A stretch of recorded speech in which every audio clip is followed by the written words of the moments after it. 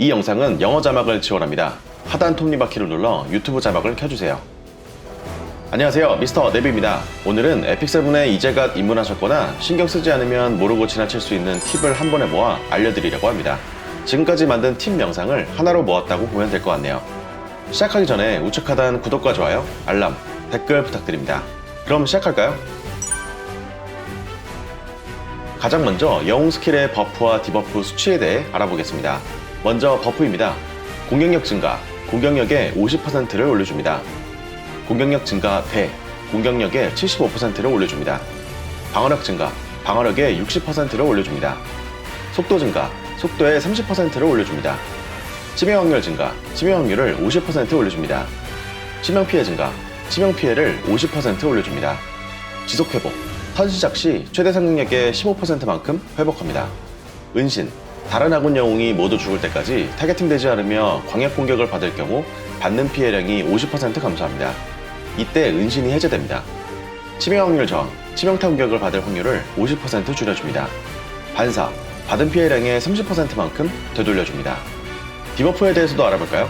방어력 감소, 방어력의 70%를 감소시킵니다. 화상, 시전자 공격력의 60%만큼 피해를 입히며 이 피해는 적 방어력의 70%를 무시합니다. 출혈, 시전자 공격력의 30%만큼 피해를 입히며 이 피해는 적 방어력의 70%를 무시합니다. 중독, 적이 턴 시작 시 최대 생명력의 5%만큼 피해를 입습니다. 공격력 감소, 공격력의 50%를 감소시킵니다. 속도 감소, 속도의 30%를 감소시킵니다. 수면, 턴 시작 시 행동 불가로 아무것도 할 수 없지만 직접 타격 피해를 입으면 깨어납니다. 화상, 출혈, 중독과 같은 지속 피해로는 깨지 않습니다. 또한 수면이 걸렸을 때 직접 타격 피해를 받으면 이 공격은 무조건 치명타로 적중합니다. 표적, 대상이 받는 피해를 15% 증가시킵니다. 명중 감소, 대상의 공격이 50% 확률로 빗나갑니다. 이 중에서 데미지를 높이기 위한 가장 좋은 수단은 공격력 증가 버프와 방어력 감소 디버프입니다. 항상 파티를 구성할 때 이 두 가지를 꼭 챙기는 게 좋습니다.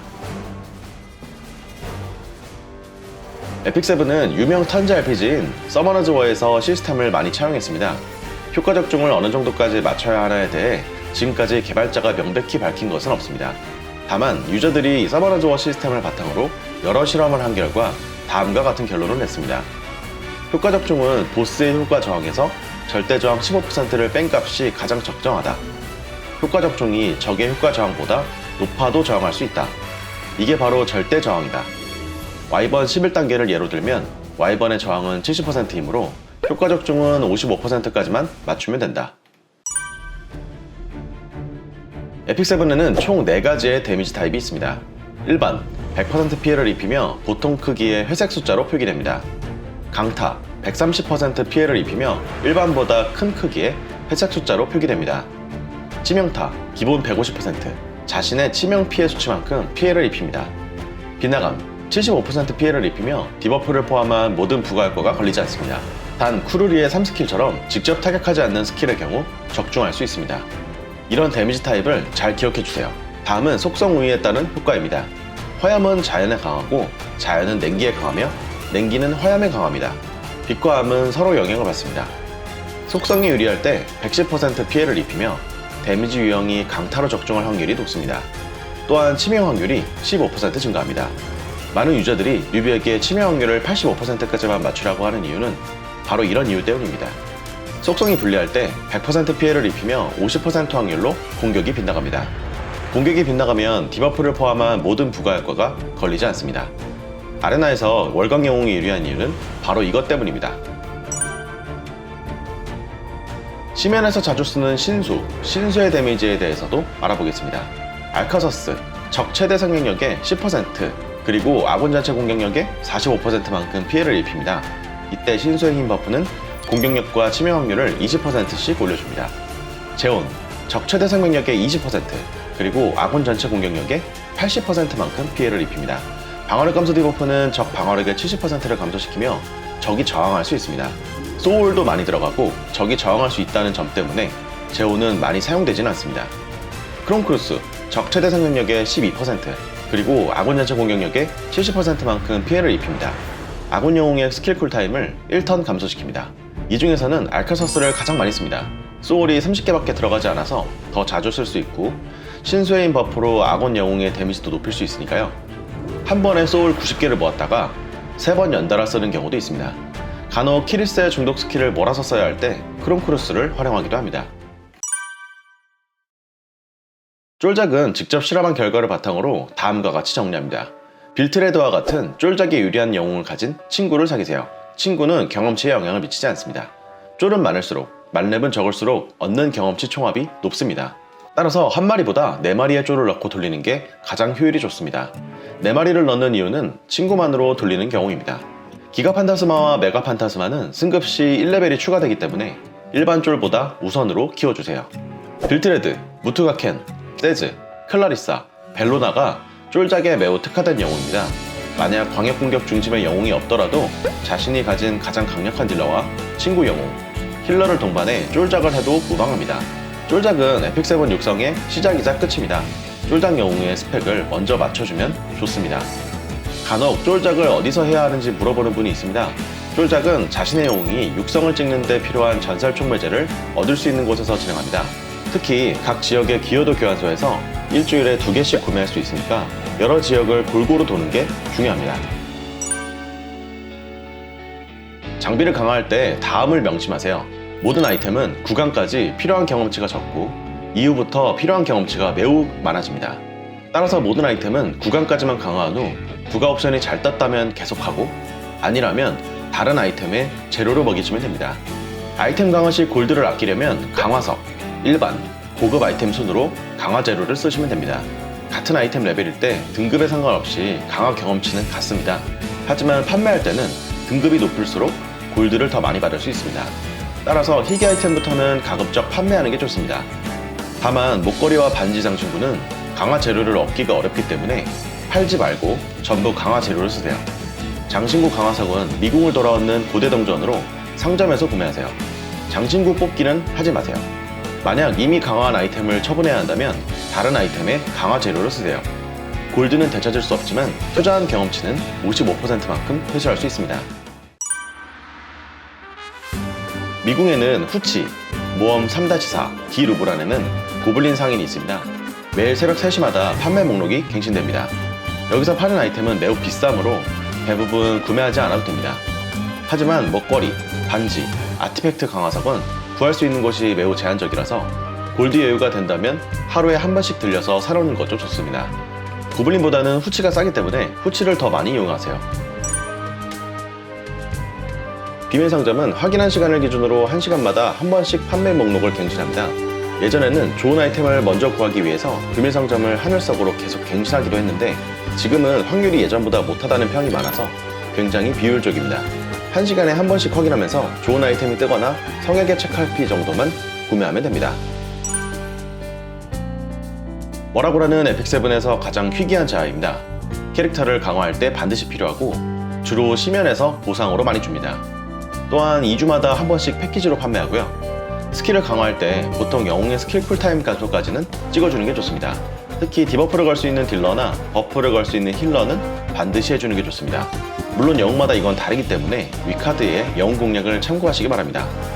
또한 이미 한 번 투자한 머라고라는 회수할 방법이 없기 때문에 신중히 선택하시기 바랍니다. 아참, 붉은색의 머라고라고는 상점, 일반 탭에서 머라고라 4개로 교환할 수 있습니다. 성역에서는 오르비스의 심장을 우선 강화하는 게 좋습니다. 접속할 때마다 골드와 하늘석을 꾸준히 얻을 수 있고 200% 보상을 얻을 수도 있습니다.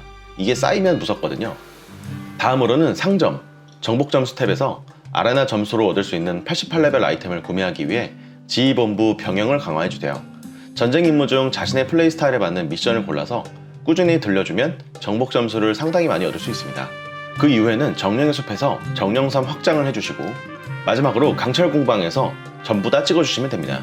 강철 공방은 어차피 초반보다는 후반부에 제작을 많이 할 때 쓰기 때문에 후순위로 찍어주시면 되겠습니다. 과금에 대해서는 이야기하고 싶지 않지만 사면 좋은 패키지는 다음과 같습니다. 월정액 2종, 경험치와 골드 보너스가 있고요. 랭크업 패키지, 하늘석을 얻기 위한 가장 효율이 좋은 패키지입니다. 머라고라 패키지, 이 게임에서 머라고라는 가장 희귀한 자아이기 때문에 2주에 한 번씩 판매하는 걸 구매하셔도 좋습니다. 간혹 특정 이벤트에 맞춰서 한정 패키지가 출시되기도 합니다. 특히 머라고라가 포함된 패키지는 구매하는 게 좋고, 그렇지 않더라도 보통 효율이 좋기 때문에 그때마다 게시판을 참고해서 구매하시면 되겠습니다. 만약 천천히 게임을 즐긴다면 월정액 정도만 구매하는 걸 추천합니다. 2019년 5월 28일 기준 리셈 하나씩 가져가면 좋은 영웅은 다음과 같습니다. 딜러는 빌트레드, 벨로나, 헤이스트, 리디카, 체르미아, 힐러는 타마린느, 안젤리카를 추천드립니다. 빌트레드와 안젤리카를 제외하고 이 영웅들은 선별 소환에서 얻을 수 없습니다. 후반부 컨텐츠에서도 크게 활약할 수 있는 영웅들이라서 추천드리고요. 물론 크라우, 카린, 타윈 등 여기 없지만 좋은 영웅도 있습니다. 딜러와 힐러를 가져가는 게 초반 육성에 유리합니다. 루나와 디에네는 한정 영웅이라 현재 얻을 수 없기 때문에 제외했습니다. 그리고 선별 소환 시 선택하면 좋은 영웅에 대해서는 위 카드 링크를 참고해주세요. 간단히 요약하자면 가장 좋은 선택은 5성 빌트레드와 4성 안젤리카를 한 번에 가져가는 것입니다. 그러나 이렇게 뜰 확률은 매우 낮겠죠? 너무 리세마라만 반복하면 게임을 시작하기도 전에 지칠 수 있습니다. 선별 소환에서 5성 중에서는 빌트레드, 켄, 데스티나, 세즈, 이세리아, 4성 중에서는 안젤리카, 시더 같은 영웅이 나오면 시작하기를 추천드립니다. 2년 영웅과 3성 영웅 중에서도 좋은 영웅이 많습니다. 로리나는 전직이 가능한 단일 딜러로 한정 영웅 루나와 비교할 수 있을 정도로 강력합니다. 2년으로 쉽게 얻을 수 있으며 거의 모든 컨텐츠에서 쓸 수 있습니다. 다만 전직 퀘스트 중 긴급 미션 50회가 매우 오래 걸리기 때문에 다른 영웅보다 50레벨을 빨리 찍어서 전직 퀘스트를 열어두는 게 중요합니다. 헤이즐도 전직이 가능한 힐러로 공격력 증가 버프를 사용할 수 있습니다. 후반부에는 토벌 골렘에서 매우 유용합니다. 크루리는 한번 너프가 되긴 했지만 아직도 매우 좋은 유틸리티를 가지고 있습니다. 도발, 방어력 감소, 강화 효과 제거, 생명력 회복 등 스킬 효과가 매우 좋으며 아티팩트 아우리오스를 이용해서 팀원을 보호할 수도 있습니다. 키리스는 심연 컨텐츠에서 매우 좋은 중독 디버프를 한 번에 많이 걸 수 있는 영웅입니다. 심연 보스는 최대 생명력이 매우 높기 때문에 중독이 매우 좋습니다. 심연 치트키로 통합니다. 강화 효과를 제거할 수 있는 영웅이 없다면 매우 유용하게 쓸 수 있는 단일 딜러입니다. 마도사지만 방어력 증가 버프 때문에 생존력도 좋은 편입니다. 루지드는 전직이 가능한 서포터입니다. 모험도 좋지만 특히 아레나에서 속도를 높게 세팅해 선턴잡이로 활용합니다. 선턴잡이를 활용한 속도 강력덱에 대해서는 위 카드 링크를 참고해주세요. 에픽7에서는 자신의 메인 딜러를 가장 먼저 육성으로 올리는 게 좋습니다. 특히 딜러와 탱커 역할을 모두 수행할 수 있는 영웅이면 더욱 좋습니다.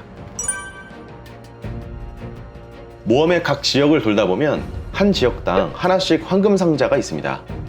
미궁형 모험 지역과 미궁에서 이렇게 튀어나와 있는 곳은 꼭 탐험해서 얻으시기 바랍니다. 매우 유용한 아이템을 주거든요. 유베리드, 성웅 등 이런 아이템은 동급의 다른 아이템보다 한 단계 더 높은 수치를 가지고 있으며 부가 옵션이 매우 좋습니다. 물론 강화 결과는 유저마다 다르지만 절대 팔지 않도록 주의하시기 바랍니다. 또한 시면에서 얻을 수 있는 유혈, 멸화, 가벨리트 등 흡혈 아이템은 반드시 풀강화해서 딜러에게 주세요. 공격력 퍼센트가 붙은 장신구를 초반에는 구하기 매우 어렵기 때문에 스펙 상향에 매우 도움됩니다. 에픽7 유저가 많이 사용하는 앱플레이어는 녹스, LD 플레이어, 피크가 있으며 개인적으로는 블루스택 4를 추천합니다. 블루스택 4가 예전과 달리 많이 발전했습니다. 가장 빠르고 가볍습니다. 제 개인적으로는요. 설치 및 최적화에 관해서는 위 카드의 링크를 참고하시기 바랍니다. 지금까지 에픽7 뉴비라면 도움이 될 만한 팁을 알아봤습니다. 원래 한 편으로 끝내려고 했는데 분량이 너무 많아서 여기에 없거나 제가 빼먹은 팁은 2부로 추가 제작해 올리겠습니다. 특히 2부에서는 아티팩트에 대해서 중점적으로 알아봅니다. 혹시 제가 빼먹은 부분이 있으면 댓글로도 제보 부탁드립니다. 여러분의 댓글이 뉴비에게 많은 도움이 됩니다. 영상이 도움되셨다면 우측 하단 구독과 좋아요, 알람, 댓글 부탁드립니다. 항상 댓글까지 달아주시는 모든 분들에게 감사의 인사를 전합니다. 이제 곧 구독자 5,000명이 되겠네요. 정말 감사드립니다. 좋은 하루 되세요.